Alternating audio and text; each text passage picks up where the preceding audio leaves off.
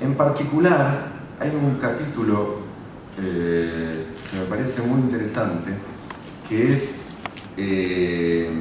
cuando él habla de viñetas, creo que es el capítulo 7. Las viñetas que son casos en primera persona, sí, 7, ¿no? Es la página 112, 111.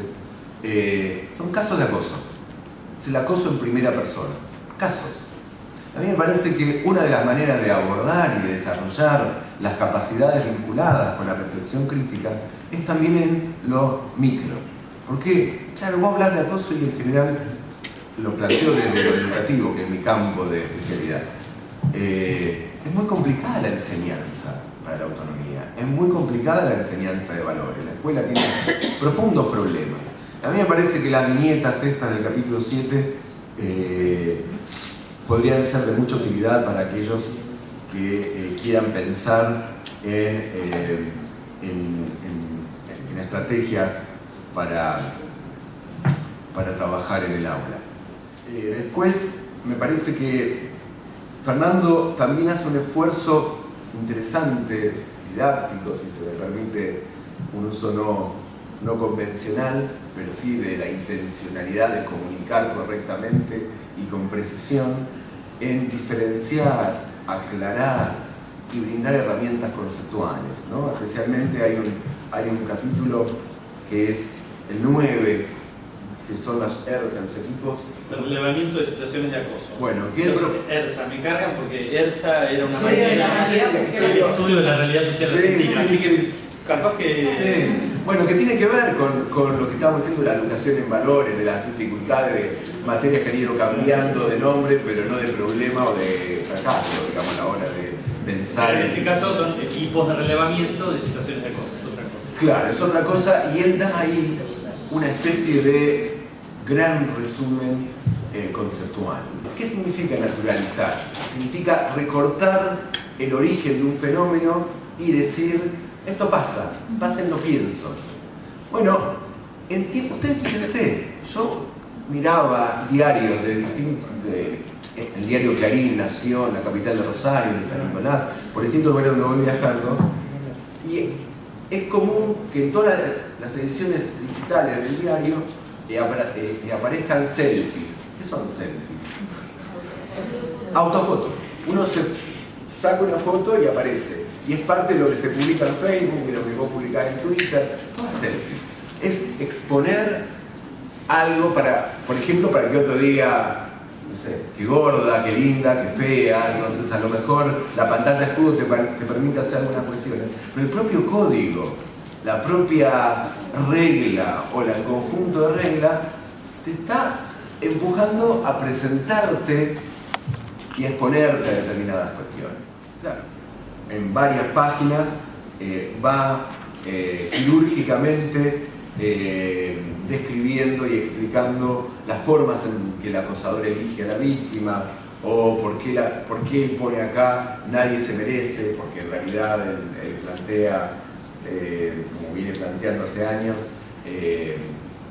las formas que tiene también el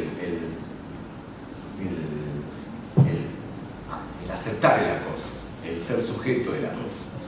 Y él, recuperando lo que decía recién en página 100, respecto a la selfie, ¿no? A la foto que se saca de uno mismo, él habla de la ansiedad social. Me parece también un muy lúcido título para dar cuenta de esta necesidad de aparecer, de estar expuesto en todo. Y él habla también de la desvergüenza o de la falta de pudor. Porque la desvergüenza, si voy a decir desvergüenza, parece muy moral en el peor de los sentidos. En realidad lo que habla es de la falta de pudor.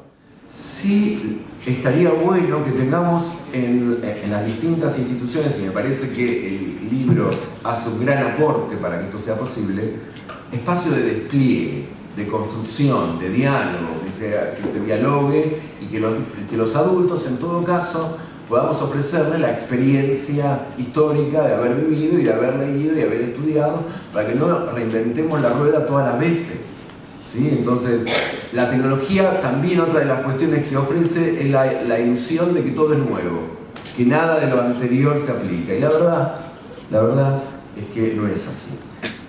Fernando utiliza metáforas, como yo les comentaba antes, metáforas o comparaciones como,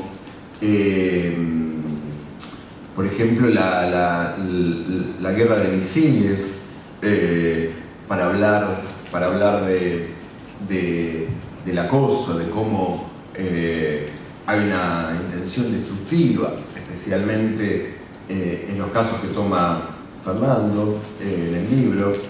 Y nomás en la introducción, él plantea, el título de la introducción a mí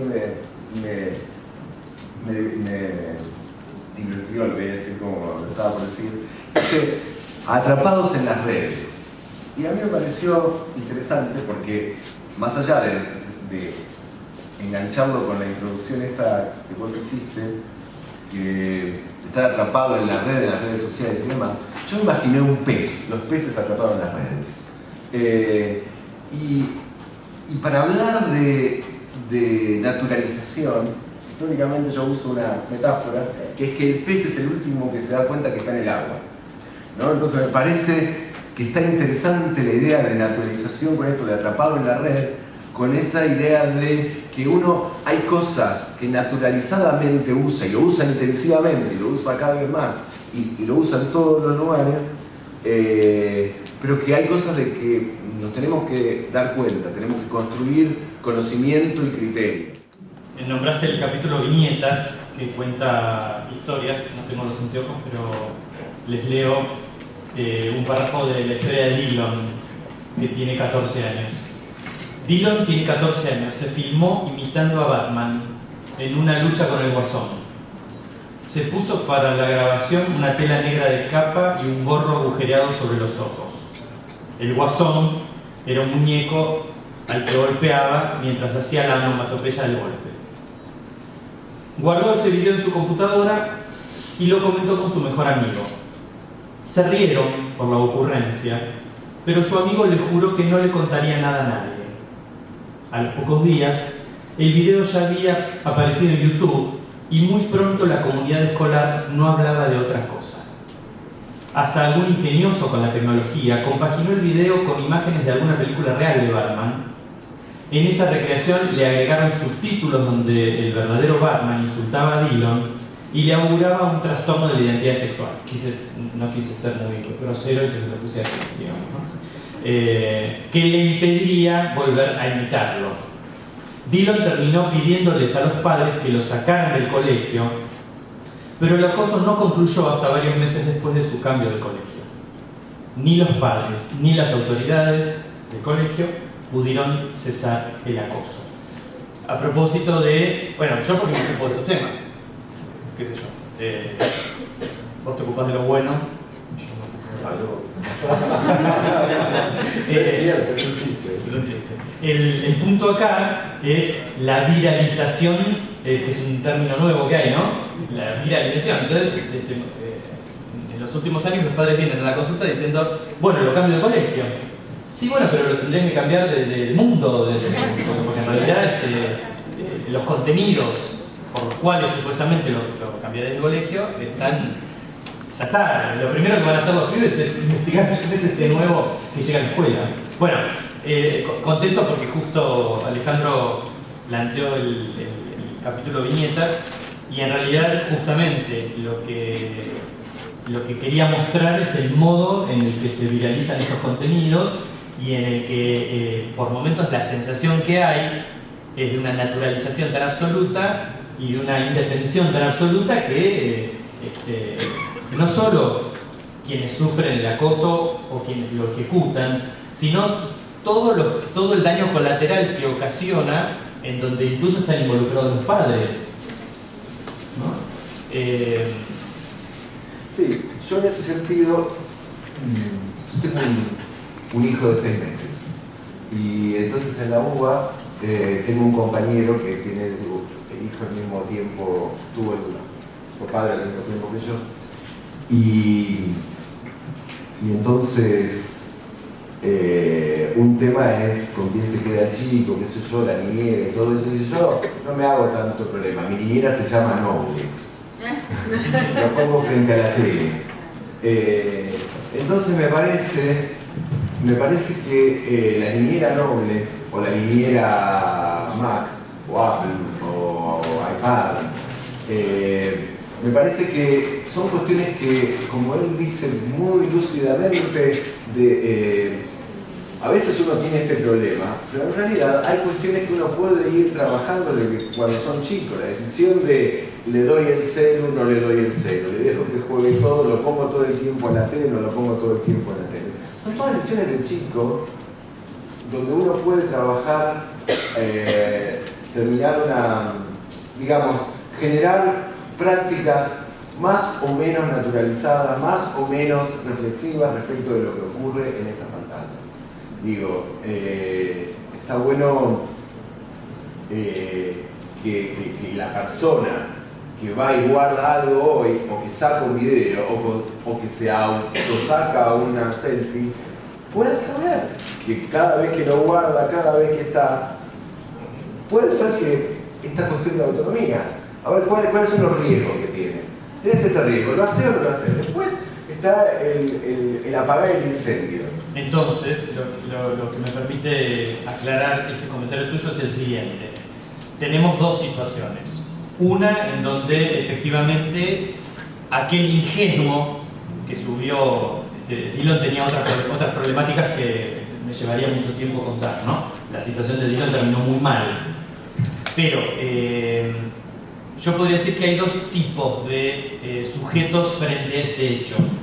Uno es aquel que podría argumentar ingenuidad y otro es al que yo le dedico el libro anterior. Las dedicatorias, hay gente que no las lee, pero para mí definen lo que va a pasar en el libro. Además de la dedicatoria a mi mujer porque la amo, aparte de esa, digamos, ¿no? Porque esa es la vida, digamos, ¿no? Pero estas otras, ¿no? La dedicatoria de este libro de Bulling dice lo siguiente, y ahora después leo la de Sieber. Dice: para quienes se colocan en posición de víctimas y aún no se han dado cuenta del goce que les provoca ese estado. Entonces acá tenemos dos tipos de situaciones, dos tipos de sujetos. Aquel que podríamos nombrar como el ingenuo y que realmente no hay ningún elemento de su subjetividad, ni de su vida, ni de su crianza que lo posicione en ese lugar. Y rápidamente va a hacer lo imposible para salirse de ese lugar. Y posiblemente encuentre rápidamente recursos para darse cuenta que cometió un error. Y es probable que en la mirada de los otros se identifique este error. Y ese sujeto seguramente no va a ser víctima de acoso. El que sí va a ser víctima de acoso es aquel que, aún dándose cuenta de la posición que ocupa, cree que no tiene recursos para salirse de ese lugar. Después nos encontramos en la clínica con que hay personas que de verdad no tienen recursos, ¿sí?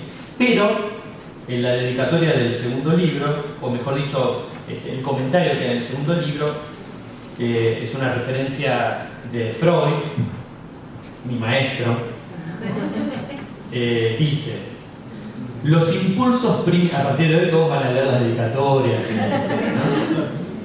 Los impulsos primitivos, salvajes y malignos de la humanidad no han desaparecido, sino que persisten reprimidos en el inconsciente y esperan la ocasión propicia para desarrollarse. Entonces, es una metáfora de lo que ocurre, desde lo que pienso yo, de la investigación que hago, de los casos que atiendo, digamos, en mi clínica, que es exactamente así. No solo desde la posición del grupo que acosa o del grupo que maltrata, sino desde lo absolutamente individual. Entonces acá tenemos al victimario, al matón, al manipulador, que en apariencia, digamos, tiene una posición